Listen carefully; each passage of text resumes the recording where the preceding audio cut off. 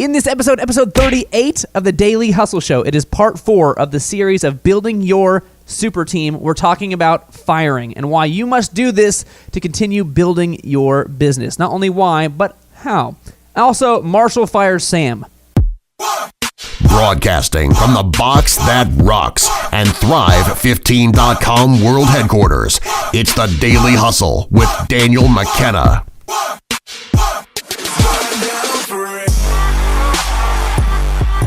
What's going on, guys? Welcome to episode 38 of the Daily Hustle Show. Over there, as always, Marshall F. Morris. Over here, Daniel McKenna. And this is episode 38, the Curt Schilling episode. And it is part 4 of the 4-part series of building your super team. We've already talked about in previous episodes about recruiting, about hiring, about inspiring. And today, Marshall, we get to talk about your favorite subject, firing. I don't know if it's my favorite subject, but it's a subject that I find myself talking about frequently. You will call me on the weekends, and you'll be like, hey, man. And I'll be like, what's up, man? You want to do something this weekend? You're like, no, I'm just wondering who we should fire. You do that all the time. You just love firing people. I don't remember doing that, but I don't deny it happening. Okay, so maybe that's a little bit far maybe that's not quite true. But this is the Curt Schilling episode. So we're talking about firing today, why you should fire, how you should fire, very specific stuff from some of the mentors here at Thrive 15. It's going to be a great episode for you if you've ever had to deal with employees that you need to get off of your team. So that's why you should tune in here. Being that it's the Curt Schilling, do you know much about Curt Schilling? I used to know, but educate me. Well, it's spelled with a C, Curt. Okay. Which you may or may not have known. I think I knew that. Okay, you did know that. Yeah. He was a pitcher. He won World Series with the Diamondbacks and with the Red Sox. 3,086 strikeouts over his career. Maybe his best known moment was the Bloody Sock game. Oh wow! Do you know the Bloody Sock game? No. That sounds painful. The Red Sox go down 3-0 to the Yankees. The Red Sox haven't won in, 100 years. Haven't won the World Series like 100 years. They're down 3-0 to their arch enemy, the Yankees. They start winning games. Well, Curt Schilling is their stud pitcher. Game 6 is coming up, which means obviously they're down 3-1. Or 3-2. They need to take this one to even things up, right? But he has a torn tendon. He has a torn tendon sheath in his ankle. So they kind of try to patch him up, do some stitching and stuff like that. He goes out there and pitches anyway. He's noticeably limping around as the game goes on. His sock is getting bloodier and bloodier. It's just bleeding out from his ankle. He keeps pitching, shuts him down. They win the game. They go into Game 7. They win that game, so they come back from 3-0, win the World Series later on that year for their first World Series title in, 80 years, 100 years. It's amazing. Pretty cool. Yeah. The Indians have, it's been a long time since they've won too. It has been a while. So maybe I wouldn't know anything about that as a Cubs fan. I wouldn't know anything about it being a long time since your baseball team won as a Cubs fan. Marshall's still not happy about that. Okay, let's jump into this episode here. On the previous episode, we talked about inspiring. So I've got one more inspiring quote here for you. Leadership is lifting a person's vision to high heights, the raising of a person's performance to a high standard, the building of a personality beyond its normal limitations. That was Peter Drucker from The Effective Executive. Peter Drucker, the man. That was inspiring. Uh-oh. But now we're past that. Yeah. Now we're past that. Now we're on to firing. This is straight from Dr. Z, the CEO of Thrive 15, also the guy who started the Dr. Zellner's optometry clinic, the auto auction, Dr. Z's ranch, Z Sleep Center. I don't know. I think he has 9 different businesses. Yeah, it's incredible. He's done this a little bit. He's managed hundreds of people. He's had to fire hundreds of people. He says, I'm not interested in finding a square block and chiseling it down to a round ball. I'm just going to go find a round ball. People change seldom. That was Dr. Z there. Yeah. Okay. So now we're getting into the thick of it. Now we're getting into the real part of this here, about firing people. That's right. Before we dive into this here, Marshall, do you have any general concepts about firing people, why it's something that you have to do in your business, why this is something that is normal, that, small business owners, a lot of times when it's just them and 4 other dudes or them and 8 other dudes, that person very well. It's a small community, right? Yeah. There's only a few people in the room. And you're like, Jason, I know we've been working together for a long time, but I've got to let you go. Yeah. Talk about that a little bit. Well, the first thing to understand is I would imagine that most people most people that are watching this right now or listening have not fired somebody before. Really? Yeah, I would say most people have not. Okay. I would say the majority of people have not fired somebody before. Let me ask you this then. Your double baker's dozen of clients you work with all the time. Yeah. How many of them have not fired somebody before? I'd say the majority have Really? not fired somebody before for a variety of reasons. One, maybe they've never hired somebody. Okay. Maybe they've never fired themselves from doing something. They're solopreneurs. Yeah, they're either solopreneurs or maybe they have been complacent with the people that they have. Maybe they've learned to make their discomfort a normal for them. They've learned to accommodate the dysfunction of their employees. Okay. And so rather than firing somebody, because that's candid and that's harsh and that's hard, Yeah. they've rather made exceptions for these employees, or learned to live with it. So, with that being said, the thing that everybody has to embrace is that you, at some point, are going to have to fire someone for a variety of reasons. Only if you want your business to be successful and grow. You have to do it. Only if you want your business to be growing. I remember the first time I fired someone. Yeah? Yeah. I remember it. How was it? It was not fun at all. Yeah. It was not fun at all.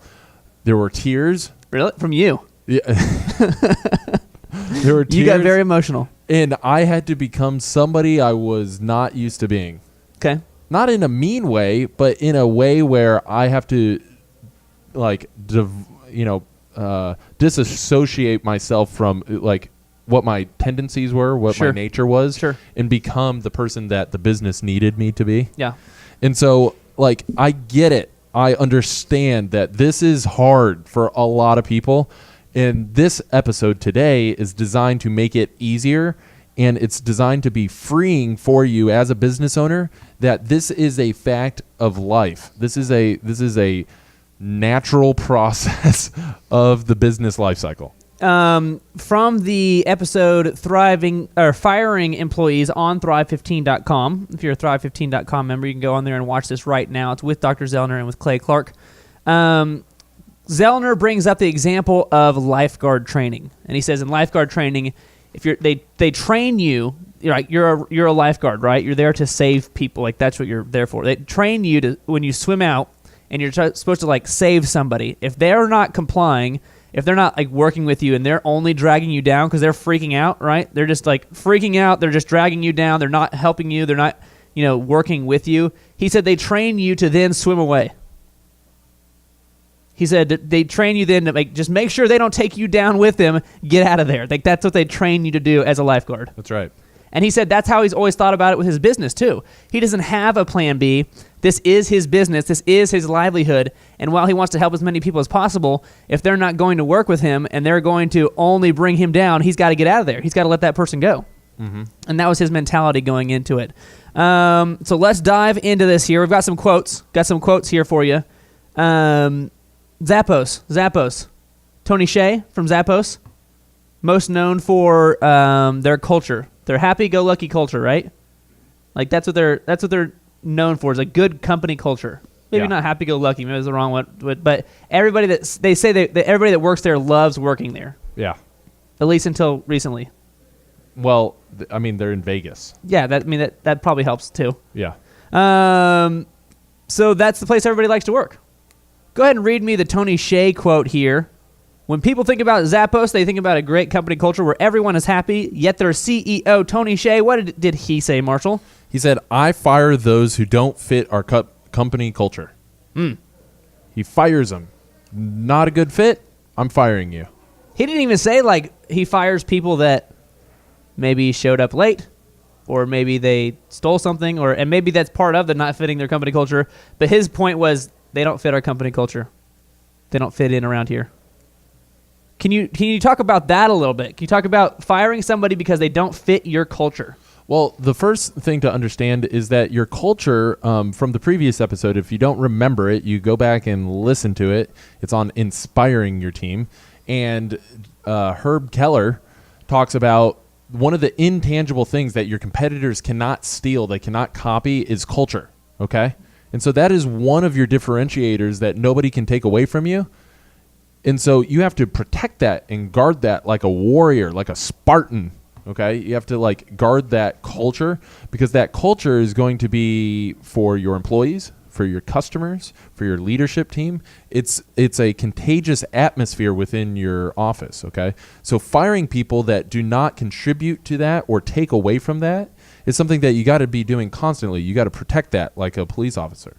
Okay, but I mean that's Dr. Z, that's Tony Hsieh, whatever. They're small time. They're small time compared to Elon Musk. Yeah, They're small time, right? Those multimillionaires, they're small time. Yeah, Compared to Elon Musk. He's a billionaire. He's trying to put people on the moon, yo. He's trying to take gasoline out of cars for everybody. He's not trying to like siphon it out of cars. I don't think he's individually going. That's a funny mental image, though, of him just going car to car trying to siphon gas out. But he's trying to do really big things. Right. He's made billions of dollars. Mm-hmm. How does he feel about firing? I mean, multimillionaires, Dr. Z and Tony Hsieh. Yeah, multimillionaires, whatever. There's multimillionaires. But this guy's a billionaire. Let's talk about Elon Musk. Elon Musk, he says, one lesson I learned at PayPal is to fire people faster. That sounds awful, but I think if somebody's not working out, it's best to part ways sooner rather than later. It's a mistake to try too hard to make something work that really couldn't work. This seems like all these very successful people are saying, yeah, you're going to have to fire people. And yeah, if they're not a fit with the business, you get to fire people. Mm-hmm. And yeah, if they're dragging down the business, you have to fire people. And Elon Musk says, the one thing I learned at PayPal where I made a ton of my money, that's where I made a ton of my money, is I need to fire people faster. Mm-hmm. Yeah. Like he's saying that's the big lesson he learned while he was at PayPal. That's right. So that probably applies to you too. Probably applies to you in your business. Or it will apply in your future as you start growing your business, as you start growing your thing. If you're going to do something beyond just you, you're going to have other people. And if you're going to have other people, then you have to fire people too. Marshall is just shimmying over there with anticipation. He's very excited. What do you think about that, Marshall? I'm just so excited that so many people watching this are going to fire their first person within the next month. Let us know. Email us or call us or something. Let us know about how it went. Yeah. We want to know, how did it go? Maybe take a selfie with the guy. Don't do that. Don't do that. But that would be pretty funny. Maybe FaceTime us. Just don't. Hey guys, wanted to show you how this goes. All right, Sam, could you look at the Sam? Sam, you're fired. Sam, you're fired. You don't think that? I mean, that'd be good. That'd be entertaining. That would not go well. Okay, well, if you're watching this, you saw some pretty hilarious stuff just happening. If you're listening, you don't know what was going on just now. But just imagine that. Imagine FaceTiming somebody getting fired. You'll get it. You'll get it. Okay. Let's keep moving here. We're going to go into some more Jack Welch here because we're continuing to talk about, we're continuing to point out why you need to fire people and how some of the biggest business minds in the game, how they go about it. Now we're talking about Jack Welch. Jack Welch, we've talked about Jack Welch on previous episodes.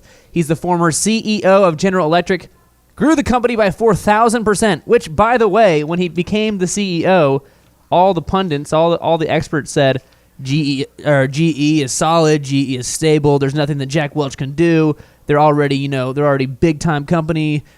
And he grew it by 4,000%. That's right. Okay. What is Jack Welch's move when it comes to firing people? What's his overall philosophy when it comes to pruning the tree and building the super team? Jack Welch fires. Go on. The bottom 10% annually. The bottom 10%. The bottom 10%. How does he arrive on the bottom 10%? With a lot of daily key performance indicators. Okay. He goes performance-based. Who is the poorest performers?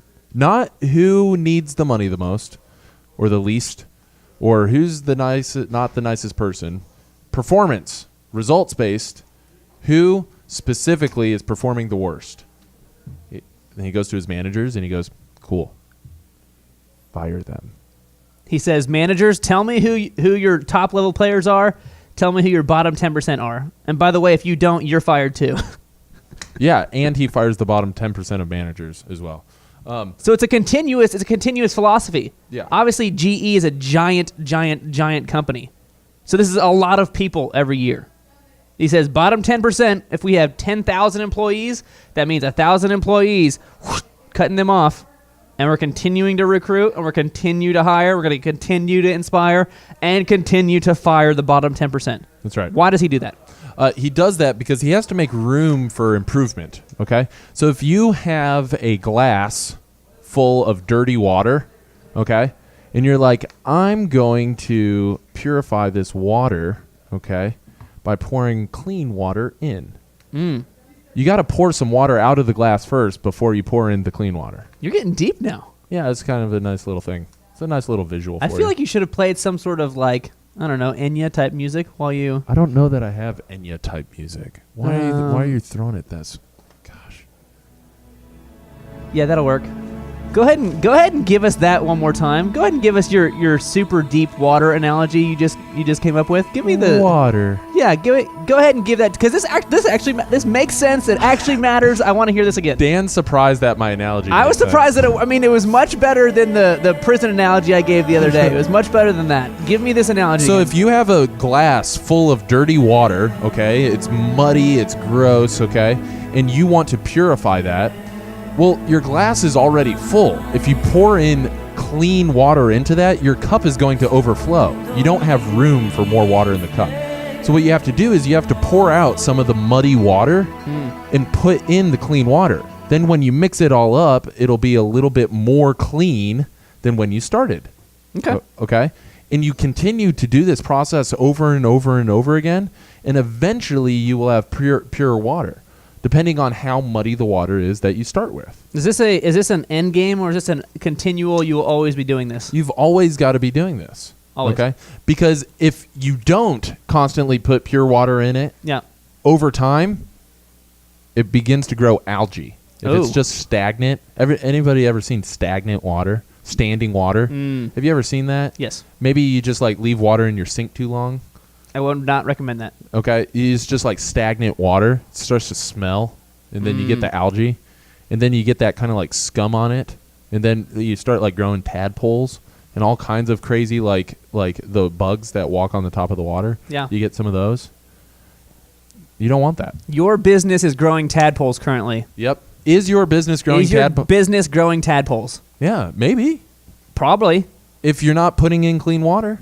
Fish. Did you ever have a fish tank? Did you ever have a fish tank? I never personally had a fish tank. I had a fish tank. Okay. What happens if you don't put one of those aerators in the fish tank? I would assume it's not good for the fish. I killed so many fish. Not intentionally. Somebody's like, PETA's coming after me. Yeah. Okay. But like, that's what happens. Somebody here had a pet fish and did not have an aerator or did not clean the tank at all. It gets nasty in there. And they know. They know. You know if this is you, and you know if your business is a fish tank without an aerator. I've got more stats to prove why your business is probably growing tadpoles. Okay. More stats here to why your business is probably growing tadpoles. Assuming you have people besides you in your business, or you want to have people besides you in your business at some point. This is from Gallup. Gallup poll is a quote we've had on here before, stat we've had on here before. A mere 31.5% of employees, 31.5%, Yeah. less than a third, are engaged at their job every week. Meaning that on average, from Gallup, only a third, less than a third of the people working with you right now at your business actually care. Are actually engaged, actually trying to do the best job they can. This leaves 68.5% of employees not engaged, 17.5% of whom are actively disengaged. Meaning 17.5% of employees go to work and look for things other than their job to actually do. They are actively trying to not do their job. And that's around 18% of your employees, according to this Gallup poll. Marshall, have you seen this? Have you seen this, Marshall? Do these stats seem to ring true for you? Yeah. I mean, everybody can look around their office and say, like, I don't know how that guy still has a job. I say guy because females would never do this. But, like, they look around and they're like, oh, my gosh, I got to stay far away from that guy because I don't know how he still has a job here or why Bill won't fire him. But he needs to be fired, and he eventually will get fired, and he knows he's getting fired. What's the Steve Jobs quote about A players? Steve, it's not on the show notes. It's not on the show notes. I know, but which one? The one about A players won't tolerate B player behavior. Yeah, A players don't tolerate B player behavior. A small team of A players will run circles around a large team of B and C players. He talks about that, and he goes, when you hire a team of A players, of all A players, then they will be self-policing. But if you put B players in charge of hiring, okay, and managing, B players will always hire C players, and C players will hire D players all the way down to Z players. So you've got to polarize your team to becoming a A player or to becoming a player that needs to be fired. There you go. Now we're getting into how do I actually do this? How do I functionally pull this off? Yep. If you're saying that a lot of these people that are watching and listening today have never actually fired somebody, this is going to be super valuable for them.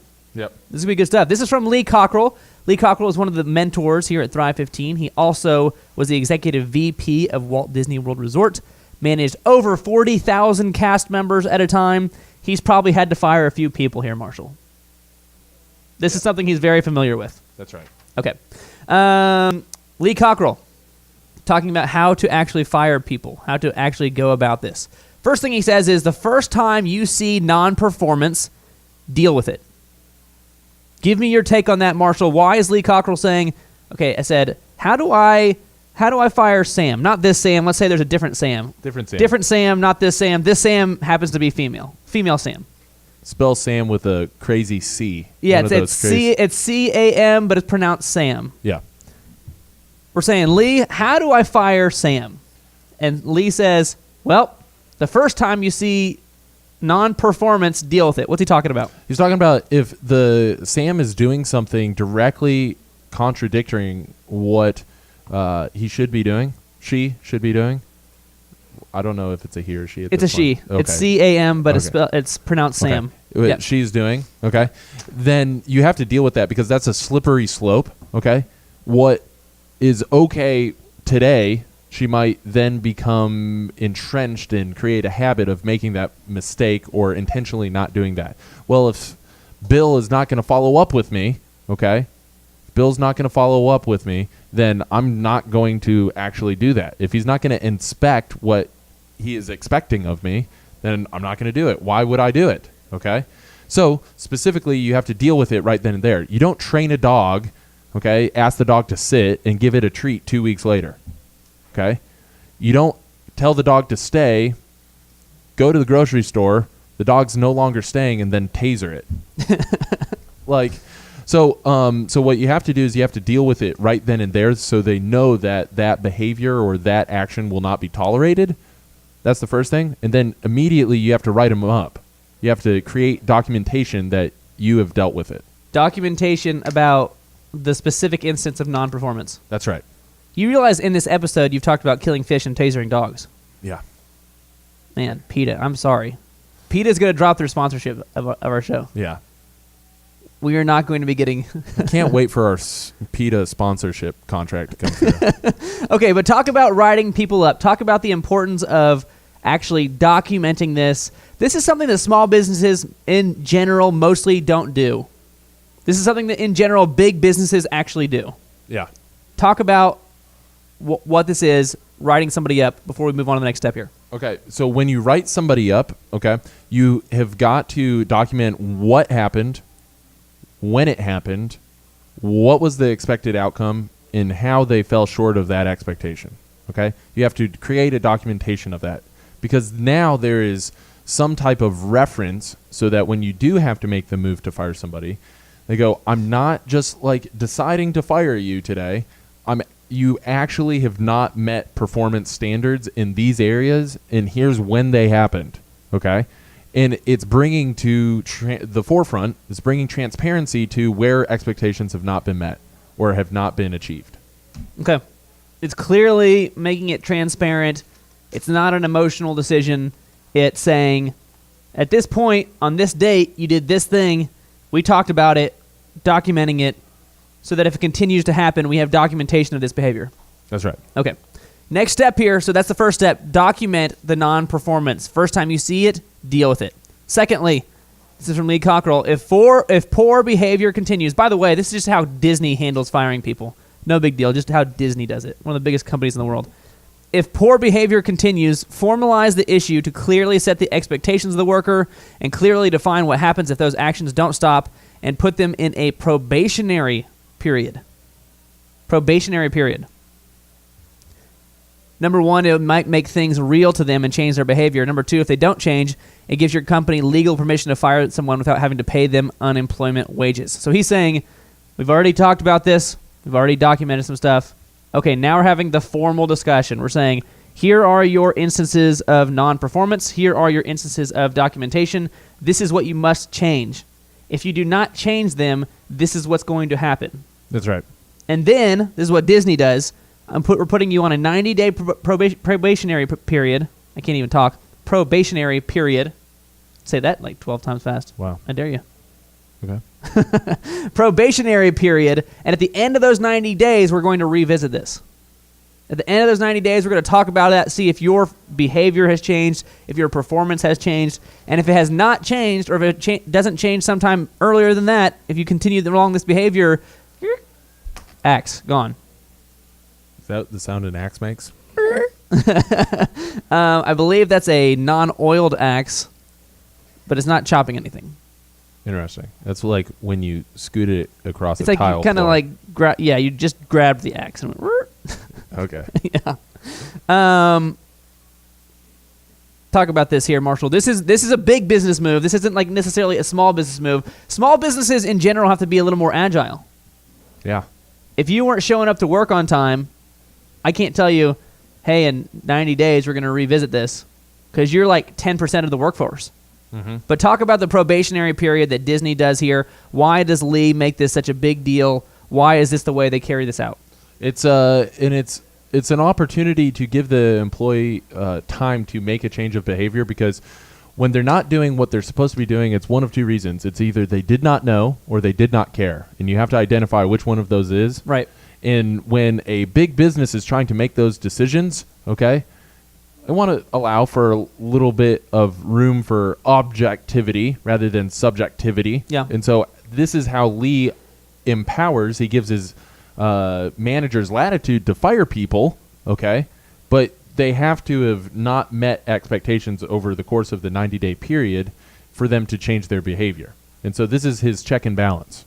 And maybe for you, your small business, maybe you don't have the grace period to be able to survive with 90 more days of this kind of behavior. So maybe for you, it's you formalize the discussion. You say, these are the things you're doing wrong. This is the behavior that has to change. If you don't change your behavior, you're gone. You go ahead and formalize that process. And if it happens again, then you've already had that conversation, and then you can fire him. Right. Right? You don't have to like necessarily say, we're going to look at it again in 90 days. Right. Because as a small business, you probably don't have 90 days to deal with that kind of behavior. That's right. But that's how Disney does it, because they're a giant business. They can probably make up for some of that slack a little bit. Yep. When it is time to fire, you're going to bring them in, start off the conversation with, you are being fired today. Now let me tell you why. Lee is talking about getting it out there right away. You're not building up to it. You're not going to spend half an hour building up to, you're building your case, you're just, Sam with a C, good to see you. You're being fired today. Now let's go over why. Why does Lee do this? Why is this the way they handle it? Because because of his quote, when you do the hard things first, life gets easier. So Boom. you just face it head on. Here we go. This is what's happening. I'm going to explain to you why. And now you have a trail of documentation, a trail of write-ups of where the employee has not met expectations, and it makes it very, very easy to explain why. It's good. Bang. The way that they do this, A, no one's getting blindsided, and B, the legal recourse of being fired is not going to come back to haunt them. That's right. So, for instance, Oklahoma is an at-will state.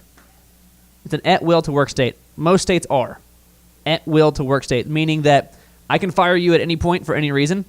You can quit your job at any point for any reason. There's no necessarily any legal recourse. However, if I do fire you without a whole bunch of documentation, now you can go claim unemployment on me meaning that I fired you, you're now unemployed, now I'm paying unemployment to cover for you. So I'm still paying for you, even though you're gone. This is why you need to document these things. This is why you need this documentation, these conversations. And you know what they do? They even have an HR rep. They even have a third party there as a witness to say these conversations happened. Yep. They say, yep. They have people sign off on the document saying, I was there for the conversation. These are the things they talked about. Person firing, person being fired, HR guy. Because they're covering all their steps legally so that you can fire the guy and they don't come back to get you. That's right. Now, other states aren't that same way. Other states, in a broad interpretation, say that you need just cause, including Alabama, Alaska, Arizona, California, Delaware, Idaho, Massachusetts, Montana, Nebraska, Utah, and Wyoming. They have the broad distinction of saying you must have just cause to fire somebody. Just cause can be interpreted very broadly. That's right. So that's why you have to have this documentation. You have to you can't just say, you know, you're working one day and Sam's making you really upset, and you're like, Sam, you're gone, you're fired, rah, get out of here. Rah. Rah. Rah. Sam, rah, you're gone. You can't do that. In Oklahoma, the worst that happens is they can then claim unemployment on you, and you're still paying for them. In other states, much bigger things can happen. Yeah. Other states, they can actually sue you for firing them if their attorney thinks that they can prove that you don't have just cause. So this is how you have to go about it. Yes, you're going to have to fire people. Yes, it is something that's you're going to have to do to continue growing your business, to continue pruning that tree. If you get documentation along the way and clearly communicate along the way, there won't be any legal recourse of it, and it'll give that employee an opportunity to actually shape up if they feel like it. Bang. It'll give them the opportunity to become the person that you need them to be in the company, or it'll clearly, in your mind, it'll make it very non-emotional, we've had these conversations, we documented these things, behavior didn't change. Okay, it's the right thing. They got to go. And it's not like an emotional decision anymore. That's right. Any last thoughts here on firing? Because this is the last step. This is the last step of this building your super team, recruiting, hiring, inspiring, and firing. And you can only fire as a small business if you are continuing to recruit. That's right. So it's a big circle. It's a circle. It's a big circle. You see, it's a circle. It's not a corner. It's a circle. Sorry, I don't remember what movie that's from, but it sticks out of my mind. It's a circle. Okay. Any last thoughts here about... And now for the daily wins of the week. Any thoughts here about firing and why, as a small business owner, entrepreneur, why it's going to be such a big deal? That's it. You just got to do it. You just got to head on. Let's do it. Who do I need to get rid of to move forward? And let us know about it. Go ahead and FaceTime us or don't FaceTime us. Selfie us or don't do any of tag those us things. on Twitter. I don't want to know. Fire somebody on Instagram and then tag us. Let me know when you've hired somebody. Okay. Tag somebody. Hey, Thrive. I fired Sam today. At Sam. Don't do that. Okay, let's move on to the daily wins of the week here. Daily wins of the week. Marshall, you know what? I'm going to do something I've never done before. I'm going to cede to you. I'm going to let you choose your character for this category. This is episode 38, never done before, giving you the opportunity to let your inner light shine, to let your inner talent come to the forefront here. I'm going to let you choose the category of the character you're going to be while you're giving the daily wins of the week. Oh, good. The only thing more ambiguous than an ambiguous person that we've made up is an ambiguous character with an ambiguous voice. I'm trying to give you some leverage here. I don't know that it... I got it. I got it. You're going to be Ron Burgundy, aren't you? I'm so doing it. Okay, you're going to be Ron Burgundy. I know that's where you're going.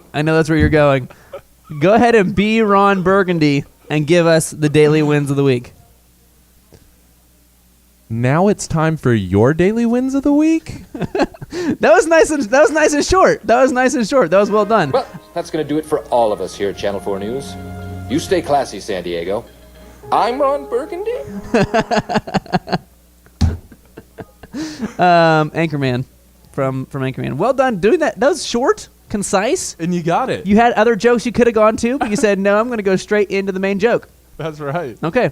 Give us the daily wins here, Marshall. Tally and Twine. Tally and Twine, one of the coaching clients that we work with at Thrive 15. Thrive 15 coaching client. Yes. At thrive15.com. I was coming around to it.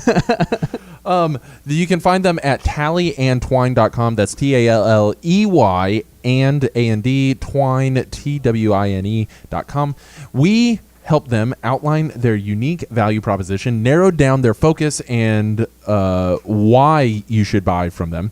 We emailed their entire customer database with a Valentine's Day promotion. Okay. And then we help them drive their sales to 3 times year-over-year growth. 3 times year-over-year growth from the previous Valentine's Day time, okay, the season, the Valentine's Day season. So they are a watch company. They sell watches. This is not one of their watches. Their watches are far better than my watch. But one of the things that we worked through is we worked through our 13-step system, and that includes identifying a unique value proposition, identifying who the ideal and likely buyer is, what is a no-brainer offer, and then we marketed it to them in a very succinct, concise, very simple. It wasn't complex. We just emailed them a promotion, and it drove their sales 3 times. And so for anybody that wants to know more about this, okay, you definitely have to go on to thrive15.com. Check out, get a free business evaluation online, sign up for a meeting with one of our business coaches, and we can do the same thing for you guys. Well done. Thank you. Well done. I don't even think I need to work here anymore. I mean, you just closed that really well. Yeah. I'm Ron Burgundy. I'm Sam. I'm Sam. You're fired, Sam. And you're fired, Sam. Thrive15.com is where you can get that free business evaluation if you are interested in becoming a coaching client or watching our online training videos. If you're interested in our 2-day workshops that'll change your business in 2 days, 16 hours, go to thrivetimeshow.com/workshops. Right up there, male Sam with an S. He was showing you there, not female Sam with a C. Right. Sam with an S is still here. He's doing a good job. Yeah. That's where you'll find out about our conference workshops. That was it for today, episode 38, the Curt Schilling episode. You know, he recently got fired by ESPN for what other people were deeming offensive tweets, but we'll always have the sock game. Episode 38, Curt Schilling episode. That was Inspiring People. That was part 4 of the Building Your Super Team series. Over there, Marshall F. Morris. Over here, Daniel McKenna. We will see you next time on The Daily Hustle. Boom. Boom.